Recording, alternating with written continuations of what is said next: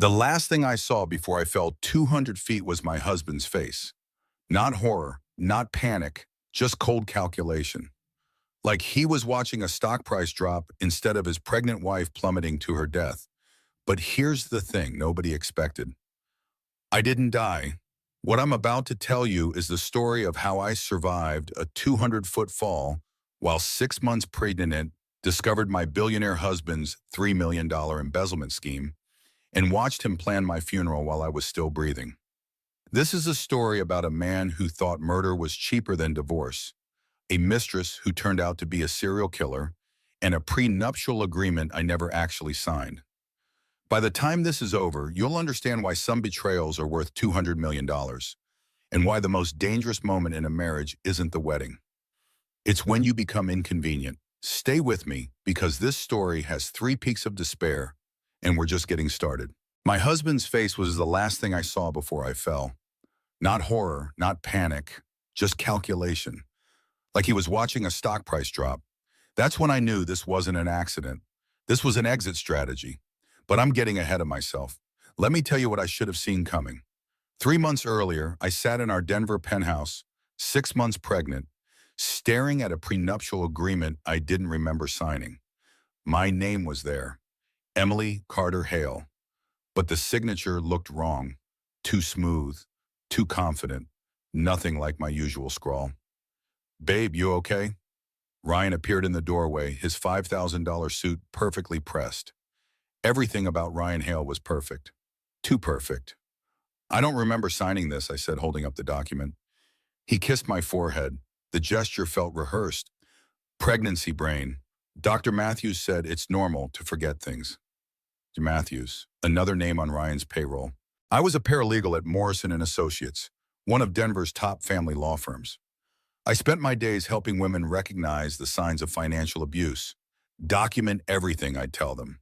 Trust your gut. Get copies of everything before you leave. Looking back, I see the irony now. I couldn't see what was happening in my own marriage. Ryan owned Hale Properties, a commercial real estate empire worth $200 million. We lived in a penthouse with mountain views.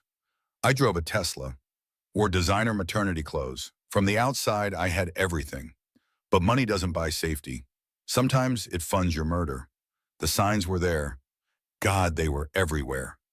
Ryan insisting I quit my job at 6 months pregnant. The new life insurance policy, $5 million, that he said was for the baby's future. Sierra Quinn, his project manager, texting him at 2 in the morning about urgent closings. My best friend Madison warned me. "He's different, Em. Cold. Have you noticed?" I had noticed, but I was 6 months pregnant, exhausted, and stupid enough to think marriage vows meant something. The morning of our anniversary, Ryan surprised me. "Let's go to Red Canyon, like our honeymoon. Just us." Red flags? Girl, these were red billboards. But there I was, 6 months pregnant, climbing into his Range Rover, believing a man who forgot my birthday might suddenly become romantic. Spoiler alert, he didn't. The drive took 2 hours. Ryan was unusually attentive, kept touching my hand, asking if I was comfortable. It felt wrong, like a performance. He parked at a restricted trailhead. No cameras. I noticed that immediately. My paralegal brain kicked in. Why here? Why now? Why a trail nobody uses? "Ready?" Ryan asked, helping me out of the car. The Colorado sun hung low on the horizon, painting Red Canyon in shades of gold and crimson. It was beautiful. The kind of beautiful that makes you forget danger exists. We started walking. The trail was narrow, hugging the cliff edge.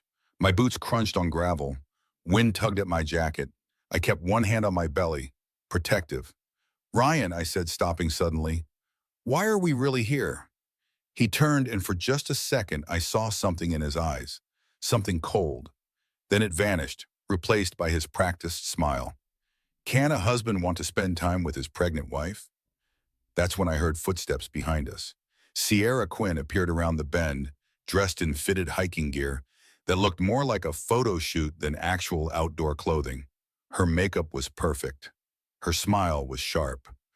"What a coincidence," she said brightly, "running into you two up here." My stomach dropped, not from morning sickness, from certainty. This wasn't a coincidence. Nothing about this was coincidence. I looked at Ryan. He wouldn't meet my eyes. Sierra, what are you doing here? I asked, keeping my voice steady. Needed some fresh air. She stepped closer. Thought I'd hike before dinner.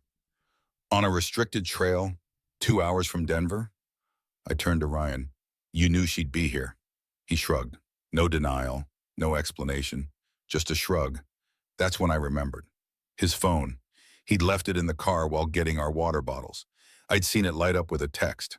Just a glimpse, but enough. Today, make it look accidental. I'll be there.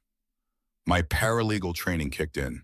The life insurance policy, the new prenup, Sierra's texts, Ryan's coldness. It all clicked together like evidence in a case file. They were going to kill me.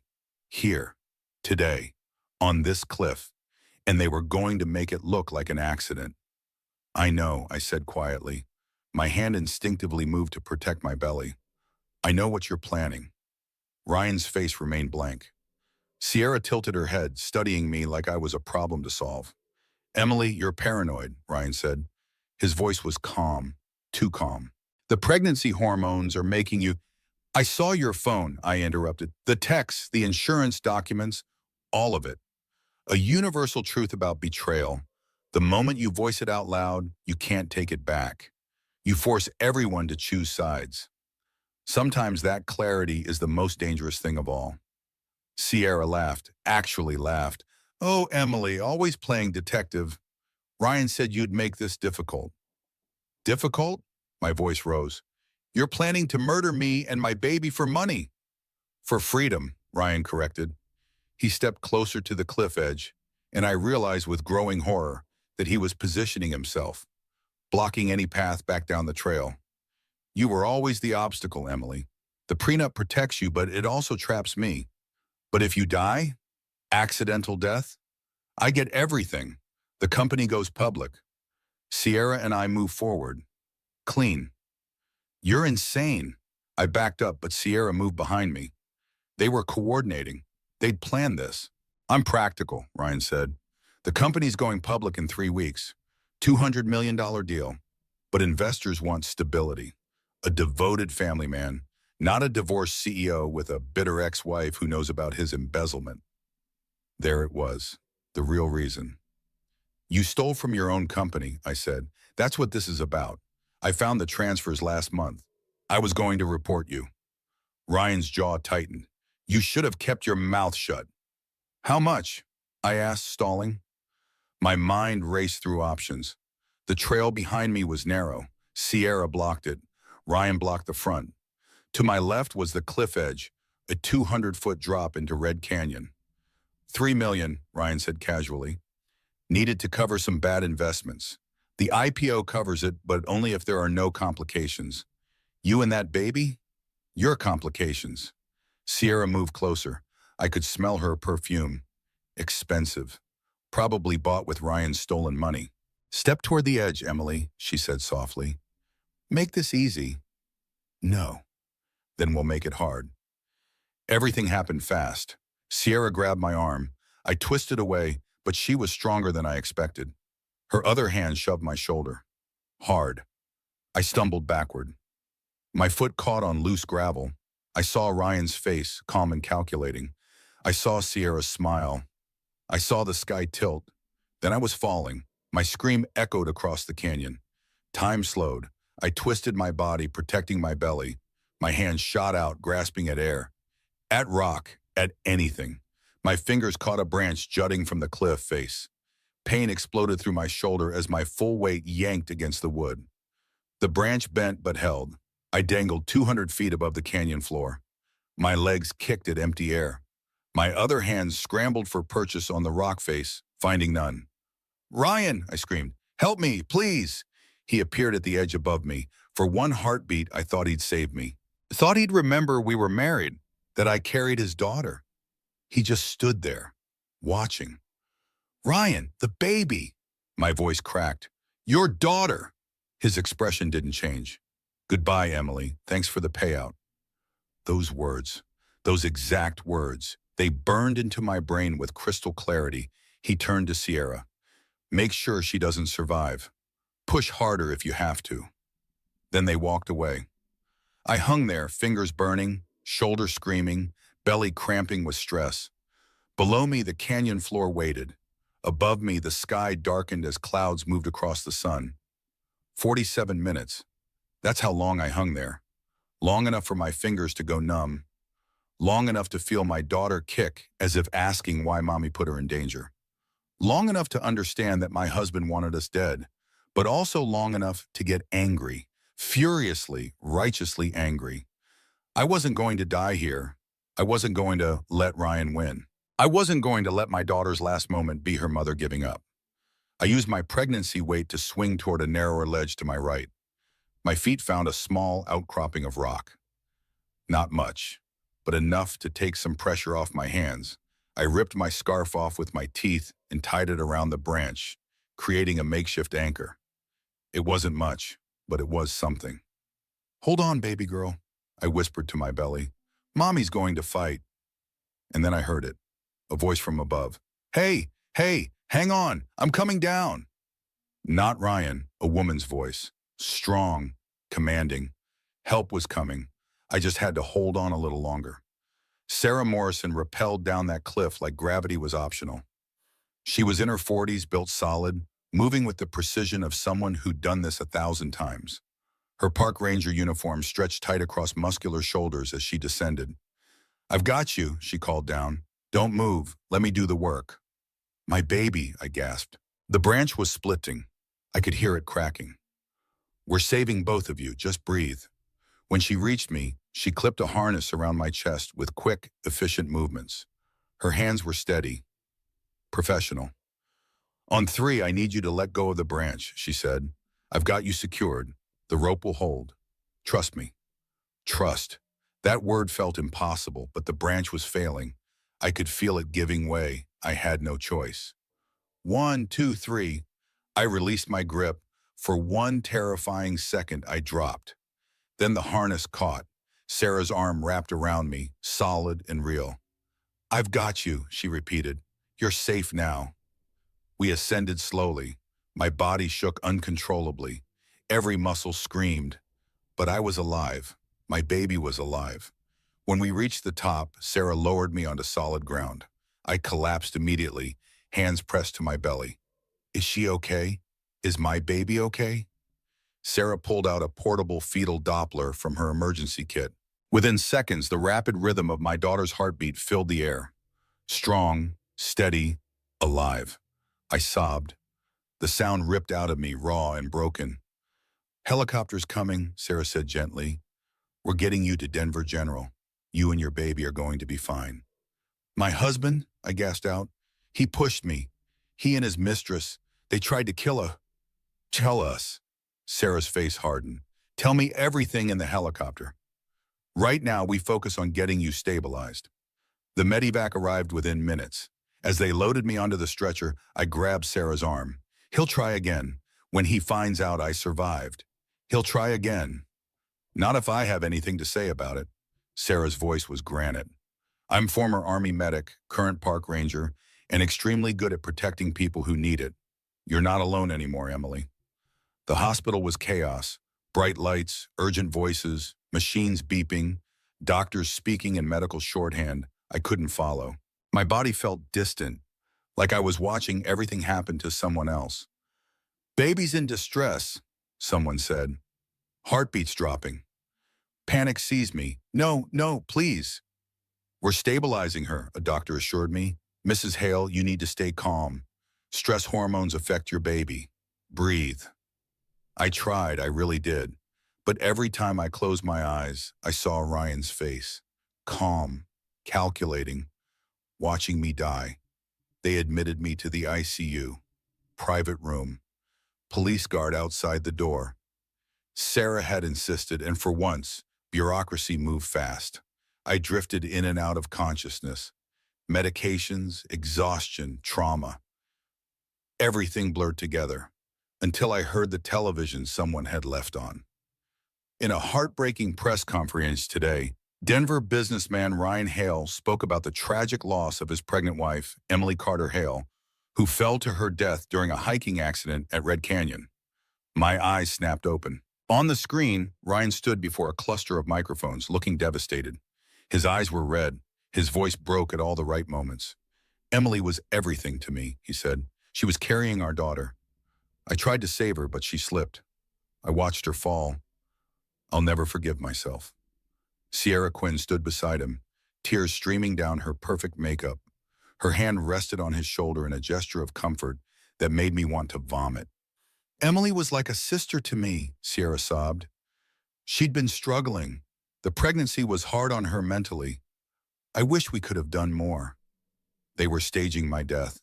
While I lay in a hospital bed fighting to keep my baby alive, they were telling the world I was dead. And worse, they were painting me as unstable, suicidal, making sure if I survived and spoke up, nobody would believe me. A nurse walked in, saw me awake, and immediately moved to the TV. Mrs. Hale, you shouldn't be watching. Leave it, I said. My voice sounded hollow. I need to see this. The news cut to a memorial service announcement. White flowers, somber music, my own photograph staring back at me from the screen. A celebration of Emily Hale's life will be held Friday at Riverside Chapel. The family requests privacy during this difficult time. Friday, 2 days away. My husband was planning my funeral while I was still breathing. The nurse turned off the TV, but the damage was done. I stared at the ceiling, processing the magnitude of what Ryan had done. He hadn't just tried to kill me. He was erasing me, and everyone believed him. Sarah Morrison stood in my hospital doorway, arms crossed, face grim. We have a problem. Just one? I tried to laugh, but it came out as a broken sound. She entered, closing the door behind her. The hospital received a request from Ryan's lawyers. They want to see you to confirm your condition for the insurance claim. Ice flooded my veins. He's already filing the claim. $5 million payout requires a body or medical confirmation of death. Sarah sat beside my bed. Emily, legally speaking, you died yesterday at Red Canyon. No rescue was officially recorded. I found you off duty on a restricted trail. By the time I called it in, you were listed as a fatality. How is that possible? Ryan's lawyers filed paperwork fast, really fast. They have witnesses who say they saw you jump. They have your supposed mental health records claiming pregnancy depression. They've built a narrative where you're already gone. My mind raced. But I'm alive. I'm right here. For now, so Sarah leaned forward. If they see you're alive, what do you think happens? Ryan doesn't get his payout. His company deal falls through, and suddenly you're a loose end he needs to tie up permanently. A thought crystallized. I stay dead. It's dangerous, Sarah warned, but it gives us time. Time to investigate, time to build a case, time to protect you and your baby. How would it even work? My ex-husband is a retired detective, Marcus Webb. We don't exactly get along, but he owes me, and he's got connections with people who specialize in making people disappear when they need to. The irony wasn't lost on me. My husband tried to make me disappear through murder. Now I was choosing to disappear to survive. If I stay dead, I can't contact anyone, can't see my family, can't work. The reality sank in. I'll lose everything. Ryan already took everything, Sarah said gently. This way, you get to take it back on your terms. I looked down at my belly. My daughter kicked, a small flutter of life. She deserved better than a dead mother and a murderous father. Do it, I said. Make me disappear. Within 24 hours, I was gone, officially deceased. A quiet funeral planned. My family, what little I had left, would mourn a daughter who wasn't actually dead. Sarah moved me to a cabin in Aspen. Remote, off-grid, owned by Marcus Webb, her ex-husband, who turned out to be surprisingly helpful for someone she claimed to hate. Marcus was 50, graying, weathered in that way men get when they've seen too much darkness. He'd spent 30 years in homicide before retiring to the mountains. Ground rules, he said, setting groceries on the cabin's kitchen counter. No phone calls, no internet without VPN, no contact with anyone from your old life. You're a ghost. I'm a paralegal, I countered. I know how to research, how to build a case. Let me help. Marcus and Sarah exchanged glances. She's got skills, Sarah said. Might as well use them. That's how I became a detective in my own attempted murder case. Marcus brought me files, bank records, corporate documents, anything related to Ryan's business. I spent hours hunched over his kitchen table, 7 months pregnant, piecing together the evidence of my husband's crimes. The embezzlement was obvious once I knew what to look for. Ryan had been siphoning money from Hale Properties for 18 months, small amounts at first, then larger chunks, 3 million total. But the real discovery came when I cross-referenced Sierra Quinn's background. "Marcus," I called out one evening, "you need to see this." He appeared from the other room, coffee in hand. "What have you got?" I pointed to the screen. Sierra's last boyfriend, Daniel Crawford, died 2 years ago in a boating accident. She inherited everything, $2 million. Accidents happen. Except the insurance investigator flagged it as suspicious. No body recovered. Witnesses said Sierra was on the boat when it exploded, but she somehow survived without a scratch. I pulled up another file. Before that, she was engaged to a man in Texas, Robert Marsh, died in a house fire. She inherited again. Marcus set down his coffee slowly. "How many?" "3 that I can find, maybe more." Well, I looked up at him.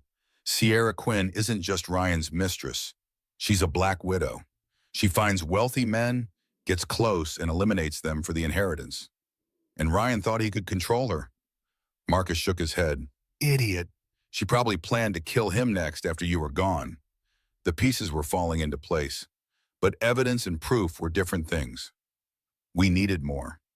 That's when Sarah brought in Lisa Mitchell, a civil attorney who specialized in financial crimes, and Diane Harper, a private investigator who owed Sarah a favor from her Army days. We formed a team, 5 people in a remote cabin, building a case against a man who thought he had already won. My daughter kicked constantly now, as if reminding me why I was doing this. Not for revenge, for justice, for her future. But late at night, when everyone else slept, I'd stand at the cabin window and watch news footage of my own memorial service. Ryan crying at the podium, Sierra comforting him, friends and colleagues offering the condolences. Nobody questioning the narrative.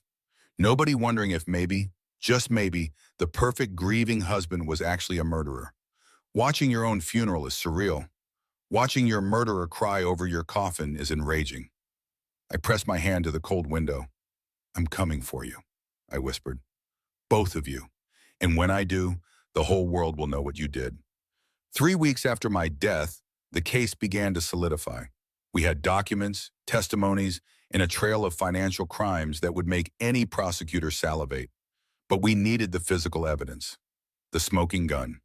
"Got something," Diane Harper announced, bursting into the cabin with her laptop.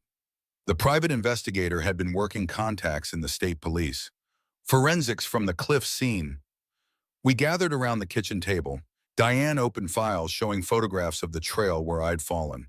"They found fabric fragments on a rock outcropping," she said. "Torn material consistent with a struggle. And look at this." She zoomed in on a photo showing distinct shoe prints in the dirt. 2 sets of footprints, both approaching the edge, then scuff marks indicating a push, not a slip. "That's evidence of foul play," Lisa Mitchell said. The attorney leaned closer, studying the images. "But can we connect those prints to Sierra?" "Already did." Diane pulled up another file. "Sierra's hiking boots, purchased 3 days before the incident. Sole pattern matches perfectly. And here's the best part. When Emily grabbed Sierra's jacket, she ripped it. We found threads embedded under Emily's fingernails at the hospital. DNA matched to Sierra's jacket." Marcus nodded slowly. "That's solid. What about Ryan?" "His cell phone GPS puts him at the exact location at the time of the incident." Diane smiled grimly. "He was standing 10 feet away when Sierra pushed Emily, and his phone was actively texting Sierra right before they arrived." I stared at the evidence laid out before me. It was beautiful in a terrible way. Undeniable proof of everything I'd survived. "There's more," Diane continued. "A hiker on an adjacent trail heard screaming. He recorded it on his phone, thought it was an animal at first, but the audio's clear. A woman begging for help, and a male voice saying, 'Let her fall.'" Sarah reached across the table and squeezed my hand. For the first time since the cliff, I felt something besides fear and rage. I felt hope. "We take this to the DA," Lisa said. Build the case for attempted murder. And the embezzlement, I asked. That's your leverage. Lisa tapped the financial documents I'd compiled. Ryan needs that IPO to cover his theft. If investors find out he embezzled $3 million, the deal collapses. His entire empire collapses. Marcus stood pacing. We need to be strategic. If we move too fast, Ryan's lawyers will bury this in motions. But if we wait too long, he completes the IPO and disappears with the money, I finished. We have a narrow window. The plan formed over the next several hours. File charges simultaneously, attempted murder and embezzlement. Hit Ryan from both sides. Make it impossible for him to fight both battles at once. When do we move? Sarah asked. Lisa checked her calendar. The IPO closes in 1 week. We file charges in 3 days. Give them no time to prepare. No time to spin the narrative. And Emily? Marcus looked at me. You ready for this? Once we file, you become the target again. Ryan will know you're alive. He'll come for you. Was I ready? I was 8 months pregnant, living in hiding, about to publicly resurrect from the dead, to accuse my husband of trying to murder me. I've been ready since I pulled myself off that cliff, I said. Let's destroy him. The next 72 hours were a blur. Lisa filed the charges with the district attorney. Diane delivered evidence packages to the state police. Marcus coordinated with former colleagues to ensure the case couldn't be buried. And me? I prepared for the moment I'd step back into the world. The moment I'd look Ryan in the eyes and watch his carefully constructed lies crumble. 3 days later, the news broke. Arrest warrants issued for Ryan Hale and Sierra Quinn in connection with attempted murder and fraud charges. Sources say new evidence suggests Emily Hale may have survived the fall and is cooperating with investigators. I watched the broadcast from the cabin. Ryan's shocked face flashed across the screen as reporters ambushed him outside his office building. This is absurd, he sputtered. My wife died. This is someone trying to extort money from me during my grief. But his voice shook. His confidence wavered. He knew. Somewhere in that moment, Ryan Hale realized his perfect plan had failed. Within hours, police attempted to execute the warrants, but Ryan and Sierra had disappeared. They ran, Marcus said, hanging up his phone. Police went to Ryan's penthouse and Sierra's condo, both empty, cleaned out. Where would they go? Sarah asked. I knew. Ryan has a property in Utah, remote. He bought it under an LLC 3 years ago. Told me it was an investment, but I always thought it was strange. Off-grid cabin in the mountains. Marcus was already dialing. Sending units now. They won't surrender easily, I said quietly. The reality of it sank in. Ryan was running, which meant he was desperate, and desperate people were dangerous. For the first time since this began, I was genuinely afraid. Not for myself, for what Ryan might do when cornered, for the violence he might unleash rather than face justice. The manhunt had begun, and somewhere out there my attempted murderer was planning his next move. The black SUV tore through the Utah mountains at midnight, headlights cutting through darkness. Inside, Ryan Hale gripped the steering wheel so tightly his knuckles glowed white. Sierra Quinn sat in the passenger seat, makeup smeared, breathing shallow and panicked. She's alive, Sierra whispered for the 100th time. How is she alive? We watched her fall. Ryan's jaw clenched. Shut up. Let me think. Think. The police have warrants. They have evidence. What is there to think about? Ryan slammed his palm against the steering wheel. The crack echoed through the vehicle. She should have died. That fall should have killed her. Miles behind them, a coordinated effort was underway. State police had issued APBs across Colorado and Utah. The FBI had joined because of the financial crimes. Airports were monitored. Border crossings watched. Ryan Hale and Sierra Quinn were running out of places to hide. In the cabin in Aspen, I watched the news coverage with grim satisfaction. Every channel showed the same images. Ryan's Range Rover spotted on traffic cameras heading west. Sierra's panicked face captured by a gas station security camera. They're heading for Mexico, Marcus said, studying the map. Probably planning to cross at Nogales. It's remote enough. Will they make it? I asked. Not a chance, he pointed to the tracking data. Border Patrol's been alerted. They won't get within 50 miles. Sarah entered with fresh coffee. How are you feeling? Like I'm watching karma work in real time. I shifted uncomfortably. 8 months pregnant and living on adrenaline was taking its toll. Is it wrong that I'm enjoying this? After what they did, Sarah shook her head. You're allowed to feel however you want. The television switched to breaking news. We're receiving reports that Ryan Hale's vehicle has been spotted at a remote gas station near the Utah-Arizona border. Police units are converging on the location. We'll bring you updates as the feed cut to aerial footage. A helicopter spotlight illuminated a small gas station in the middle of nowhere. 2 police cruisers screamed into the parking lot, lights blazing. Ryan burst from the SUV, running. Sierra stumbled out after him, hands raised, screaming something the cameras couldn't capture. It was over in seconds. Officers swarmed them. Ryan went down hard, face first against the pavement. Sierra collapsed, sobbing hysterically. The camera zoomed in on Ryan's face as they cuffed him. For just a moment, he looked directly at the helicopter camera. His expression wasn't fear. It was pure, undiluted rage. He mouthed something. I couldn't hear it, but I could read his lips clearly. You're dead. A chill ran through me. Even caught, even arrested, Ryan still thought he had power over me. He can't hurt you anymore, Sarah said quietly.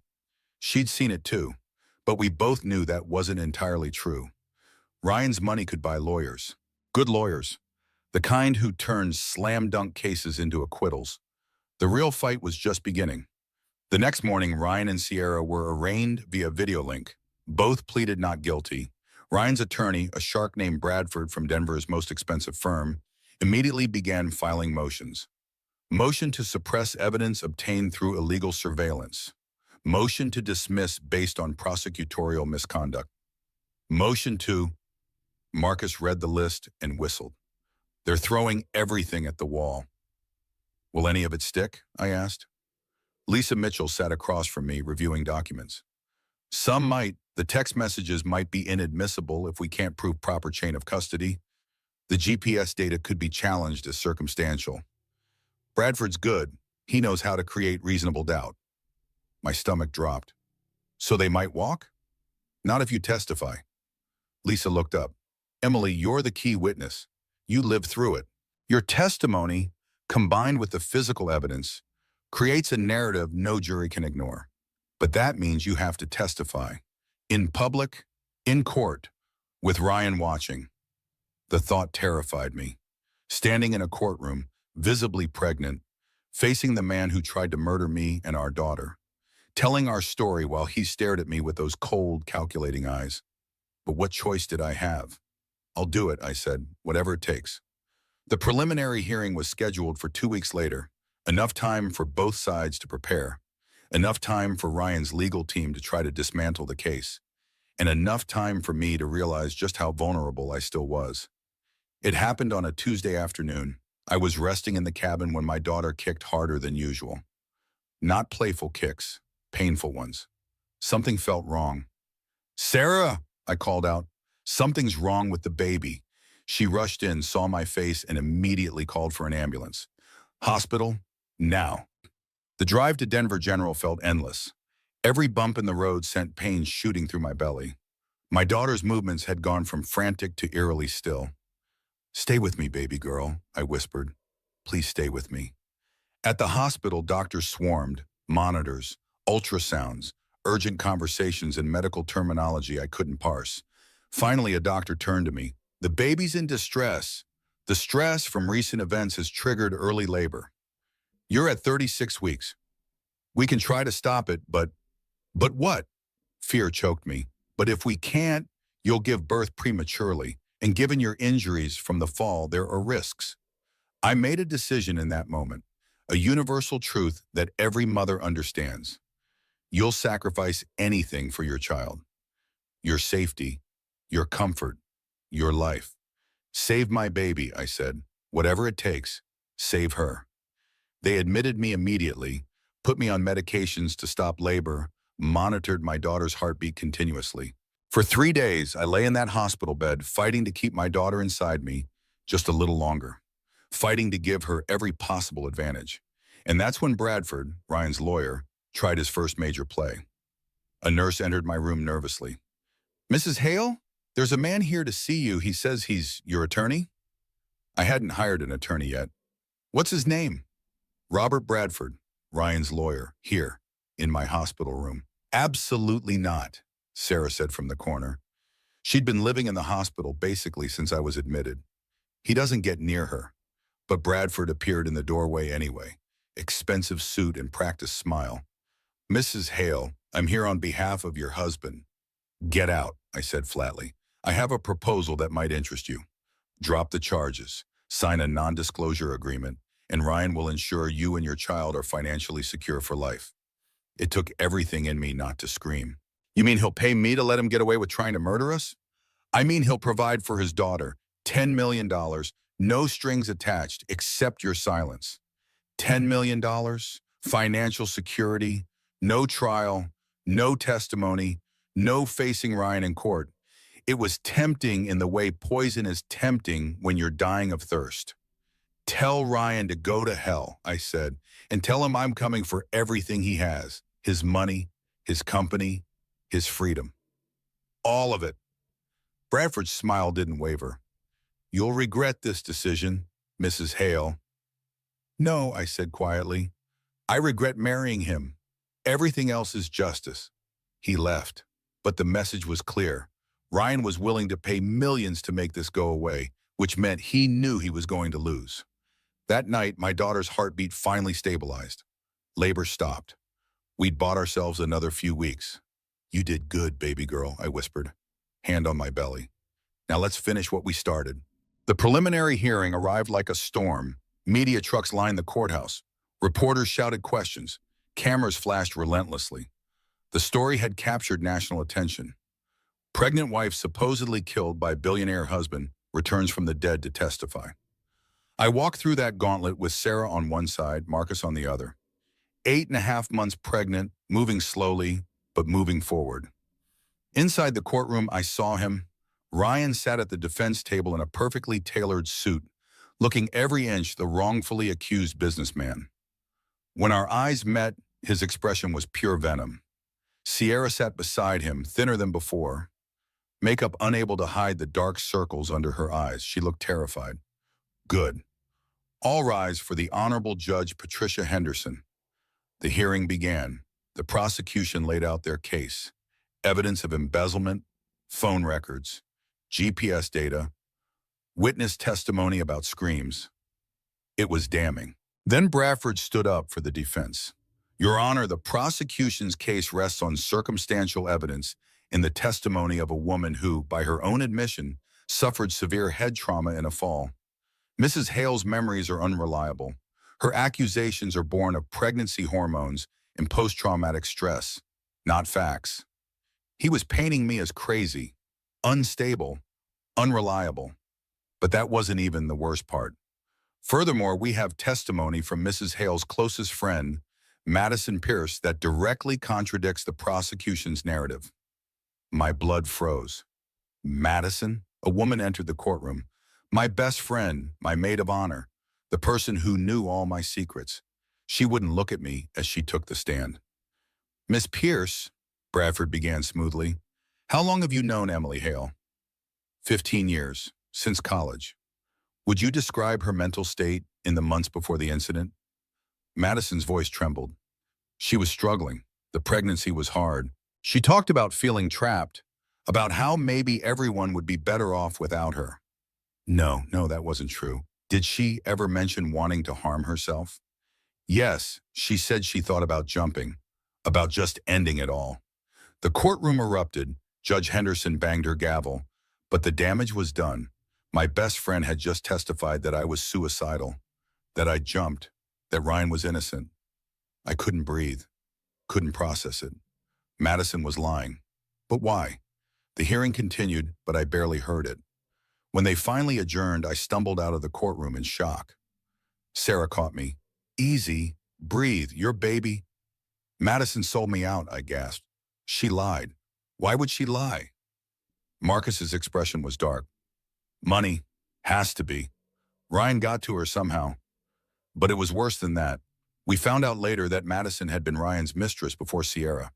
Years ago, before I even met Ryan. He kept her in his back pocket, a secret weapon for exactly this moment. That night, alone in the cabin, I let myself cry. Not just about Madison's betrayal, though that cut deep, but about the realization of how thoroughly Ryan had planned this. He'd manipulated my best friend, fabricated psychological records, created a narrative where I was the crazy one and he was the victim. And worst of all, it was working. The case is falling apart, Lisa told me the next day. Her voice was gentle but honest. With Madison's testimony, we lose credibility. The jury will see a paranoid woman with pregnancy issues making false accusations. But the evidence, circumstantial. Ryan's lawyers are arguing he was at the canyon but didn't push you. That Sierra acted alone in a moment of passion. That Ryan's only crime was panicking and leaving the scene. That's not what happened. I know, but we're lawyers, not truth tellers. We deal in what we can prove beyond reasonable doubt.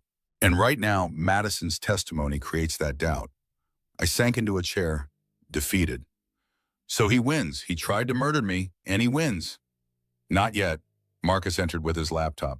We might have one more card to play, something Ryan doesn't know about. He turned the screen toward me. On it was an audio file. What is this? Remember that backup phone you had in your jacket pocket? The one you used to record meetings at work? I'd forgotten about it, a cheap burner phone I kept for recording client consultations. It was in your jacket when you fell, Marcus continued. We recovered it from evidence. And Emily, it was recording. My heart stopped. The whole thing? Every word. Sierra's push, Ryan's thanks for the payout line, him telling her to make sure she doesn't survive. All of it. The recording played. My own screams filled the cabin. Then Ryan's cold voice. Goodbye, Emily. Thanks for the payout. Clear, undeniable, damning. This changes everything, Lisa breathed. This is direct evidence. First person. Inadmissible becomes admissible because you recorded it yourself.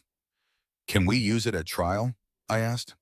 Better. We leak it to the media. Let the court of public opinion turn against Ryan before we even get to criminal court.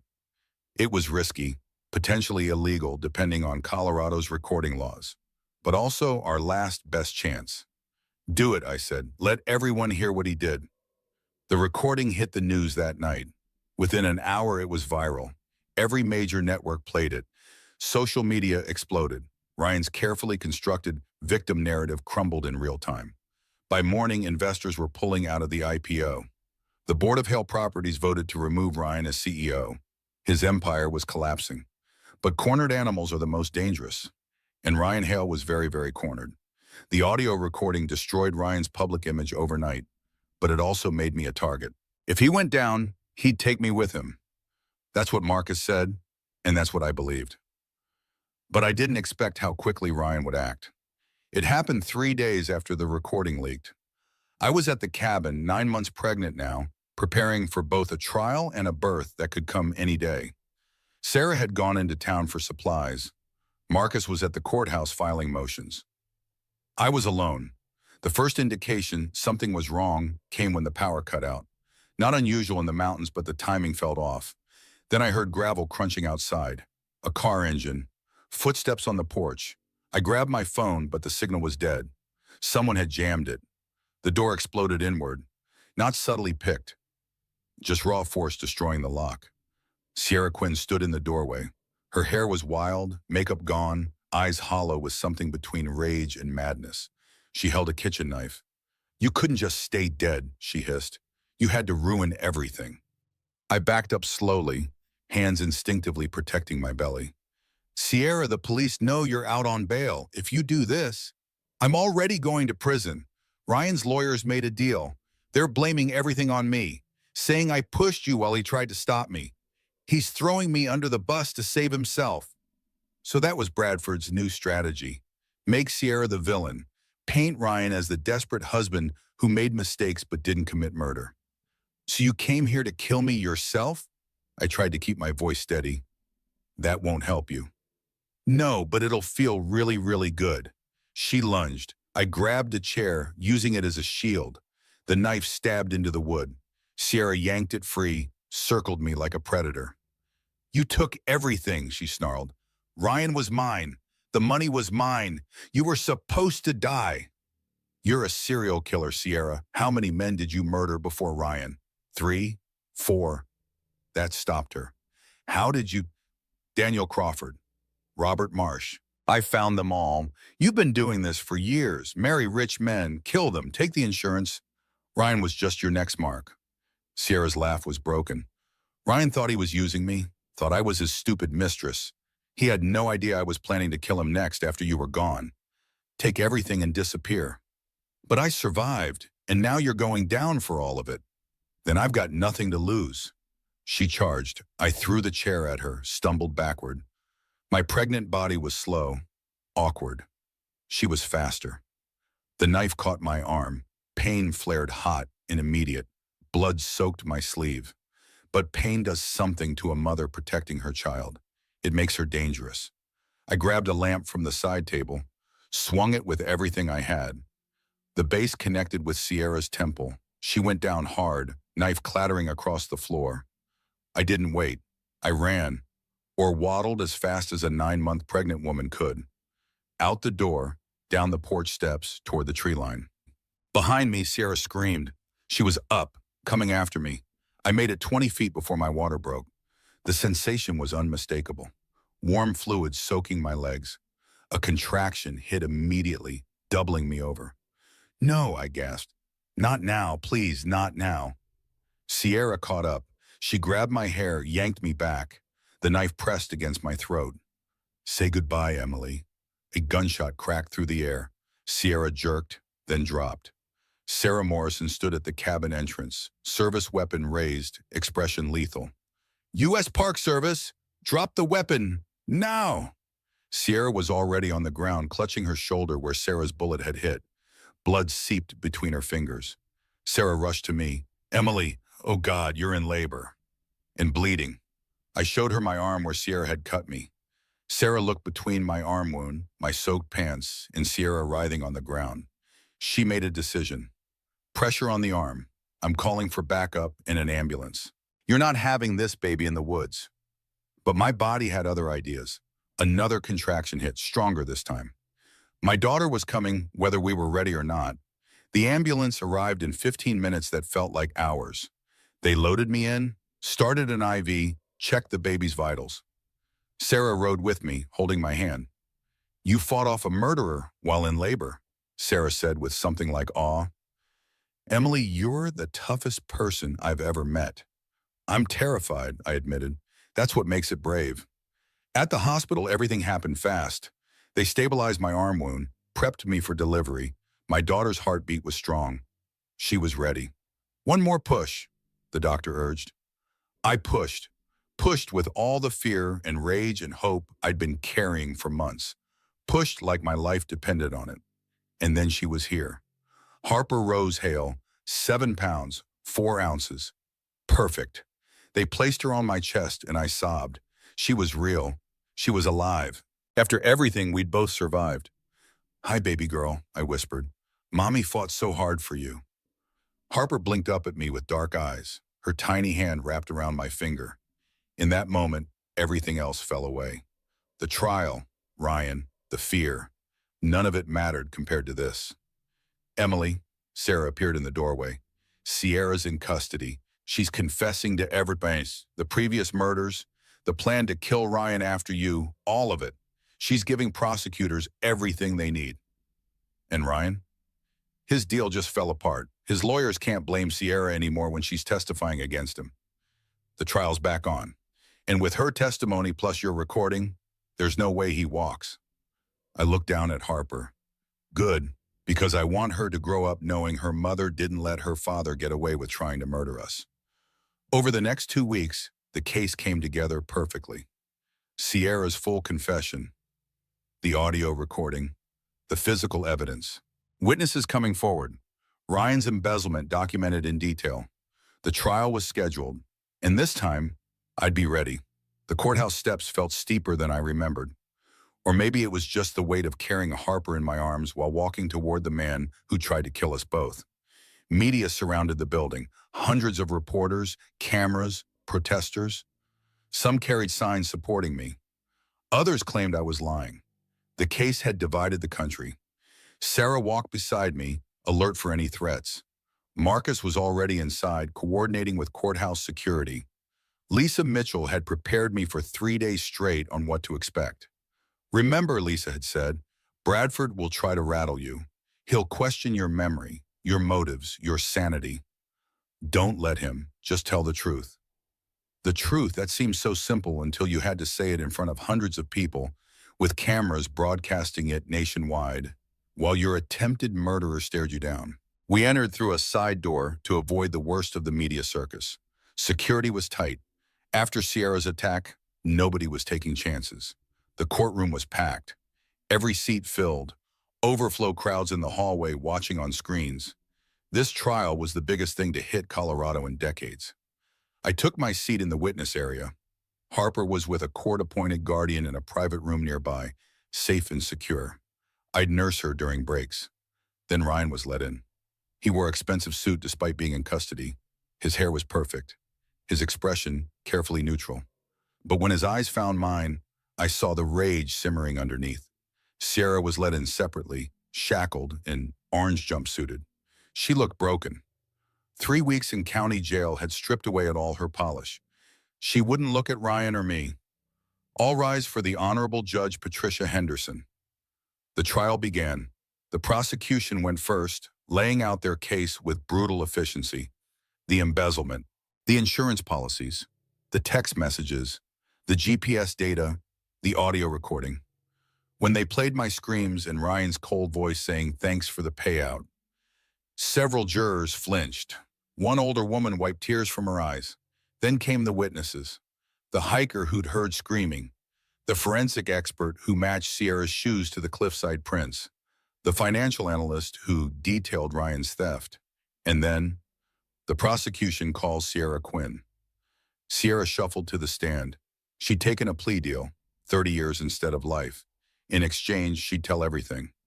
Miss Quinn, the prosecutor began, how did you meet Ryan Hale? At a business conference 2 years ago, I was working as a consultant. He was looking for someone to help with property acquisitions. Her voice was flat, dead. He was also looking for someone to help him eliminate his wife. The courtroom erupted.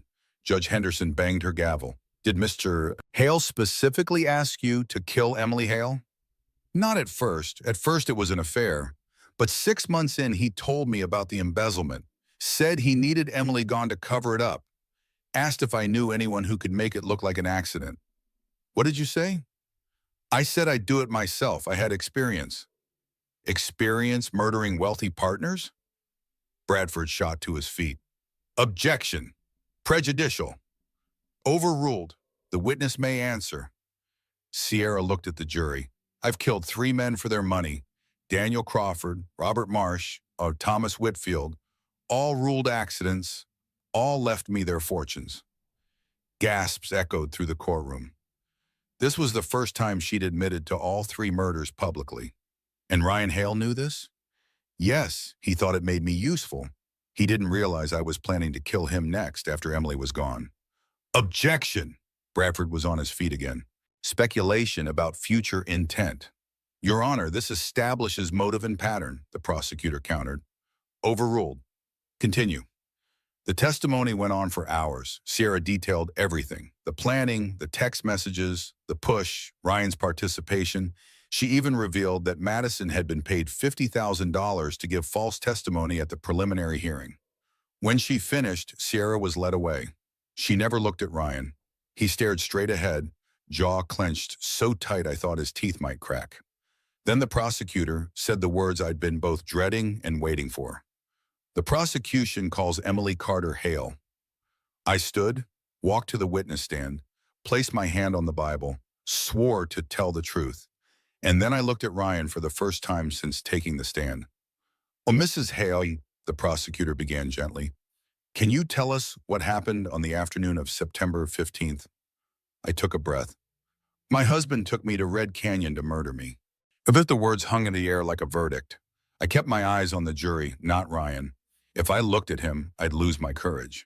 Tell us how you know it was planned, the prosecutor prompted. I saw the text messages on his phone before we left. Sierra saying she'd meet us there. Ryan's response, make it look accidental. I knew what they were going to do. I went anyway because I was stupid enough to think I was wrong. Why did you think they wanted you dead? Money. Ryan embezzled $3 million from his company. I discovered it while reviewing our finances. The IPO was his chance to cover the theft, but only if I wasn't around to report him. Plus the life insurance. $5 million payout for accidental death. I walked through every detail. The hike, the confrontation, Sierra's push, Ryan's words as I hung from that cliff. He said, and I quote, "Goodbye, Emily. Thanks for the payout." Then he told Sierra to make sure I didn't survive. How did you survive? I held on for 47 minutes until Park Ranger Sarah Morrison found me and pulled me to safety. The prosecutor played the audio recording again. My screams, Ryan's cold voice. The jury listened with expressions ranging from horror to anger. After you survived, what happened? I learned Ryan had declared me dead. He held a memorial service while I was in the ICU. He filed life insurance claims.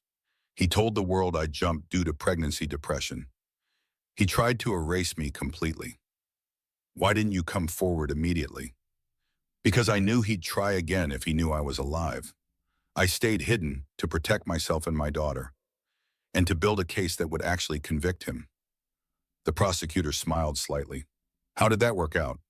Well, I'm here. He's in shackles, so pretty well. Scattered laughter rippled through the courtroom. Then it was Bradford's turn. Ryan's attorney approached with predatory confidence. Mrs. Hale, you suffered a severe head injury in your fall, correct? Correct. Concussion? Memory issues? Initially, yes. So your recollection of events might be flawed. No, I remember everything clearly. You claim Mr. Hale said specific words. But isn't it possible your traumatized brain filled in details that seem to make sense? I looked directly at Bradford. I didn't imagine his voice on that recording. I didn't imagine the text messages. I didn't imagine the embezzlement. And I sure didn't imagine Sierra Quinn confessing to everything. Bradford switched tactics. You and Mr. Hale were having marital problems, weren't you? Yes, because he was having an affair and planning to kill me. Or because you were paranoid and unstable. Objection, the prosecutor barked. Sustained, counsel rephrase. Bradford tried a different angle. Your best friend Madison testified you talked about wanting to jump, about ending it all. Madison was paid $50,000 by Ryan to lie. She's since recanted and is cooperating with prosecutors.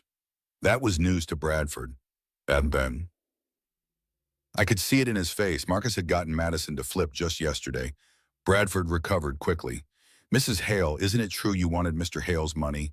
That you saw an opportunity to play victim and take everything he had? That's when I lost my patience with the polite witness routine. Mr. Bradford, your client pushed me off the cliff while I was pregnant. He watched me beg for help and walked away. He tried to erase me from existence. The only thing I want from Ryan Hale is to see him locked away where he can never hurt anyone again. The courtroom was silent. No further questions, Bradford said quietly. The trial continued for 3 more days. Expert witnesses, character witnesses, closing arguments. But everyone knew it was over. The jury deliberated for 6 hours. When they returned, the forewoman stood. In the case of the state versus Ryan Hale, on the charge of attempted murder, how do you find? Guilty. Ryan's face went white. On the charge of conspiracy to commit murder? Guilty. On the charges of embezzlement and fraud? Guilty on all counts. The courtroom exploded. Media rushed out to broadcast the verdict. Ryan sat frozen, staring straight ahead as his lawyer tried to speak to him. Sentencing came 2 weeks later. Judge Henderson looked down at Ryan with something like disgust. Mr. Hale, you attempted to murder your pregnant wife for money. You showed no remorse, no humanity, no decency. You were willing to erase a life and call it business. This court sentences you to life in prison without possibility of parole. Life, without parole. Ryan would die in prison. As they led him away, he looked at me one last time. His expression was still angry, still defiant. He mouthed something. This time I didn't care what he said. He had no power over me anymore. Outside the courthouse, I gave my first public statement. Harper was in my arms, 6 weeks old and perfect. Someone asked me yesterday if I've forgiven Ryan, I said into the microphones. No, forgiveness is for people who are sorry. Ryan isn't sorry, he's just caught. But I have released him. He's in prison. I'm not. He wanted me dead. Instead, I'm more alive than ever. I looked directly into the cameras. If you're in an abusive relationship, if someone is isolating you or controlling you or making you doubt your own reality, please hear this. Document everything. Trust your gut. Get help. And know that leaving is the most dangerous time, so plan carefully. I fell 200 feet and survived. You can survive leaving too. The media asked more questions, but I was done. I had a daughter to raise, a life to rebuild, a future to create. 3 months later, I stood in a small apartment in downtown Denver. Not a penthouse. Just a modest 2-bedroom with good light and secure locks. Sarah stopped by with groceries. Marcus brought files for the civil suit against Ryan's estate to recover assets. Lisa helped me set up a legal consulting practice working with domestic violence survivors. My old life was gone, but my new life was better. Smaller, quieter, mine. Harper slept in her crib, peaceful and safe. I watched her breathe, still amazed that we'd both survived. There was a knock at the door. Marcus, with coffee and a cautious smile. Over the months, something had shifted between us. Not romance, not yet, but potential. Friendship deepening into something more. How are you? He asked. Getting there. Some days are harder than others. Nightmares, PTSD, trust issues. I accepted the coffee gratefully. But I'm getting there. You're the strongest person I know. I'm a person who refused to die for a lie. I looked at Harper. She deserves to grow up knowing her mother fought for her. That's all I did. Fight. Marcus stayed for dinner. We talked about ordinary things. Work, weather, plans for the weekend. Normal conversation between two people who'd been through hell and come out the other side. After he left, I sat in the quiet apartment and wrote in the journal my therapist suggested. Processing, healing, moving forward.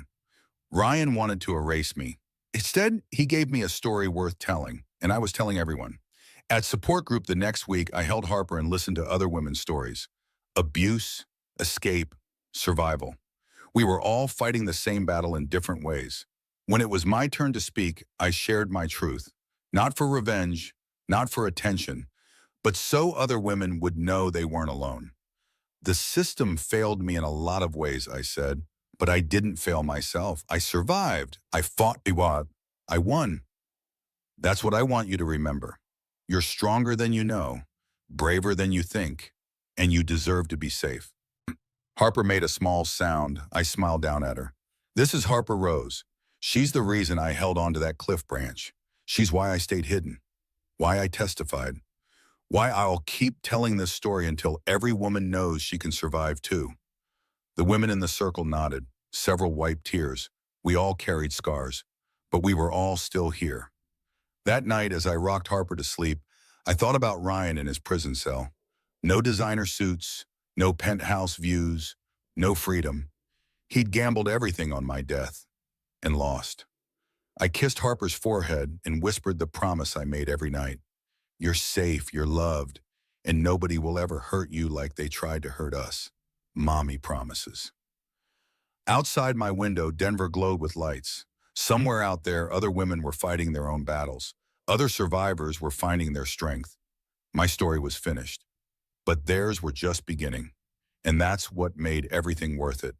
Not revenge. Not justice, though that was sweet, but knowing that by surviving, by speaking up, by refusing to be erased, I'd given other women permission to do the same.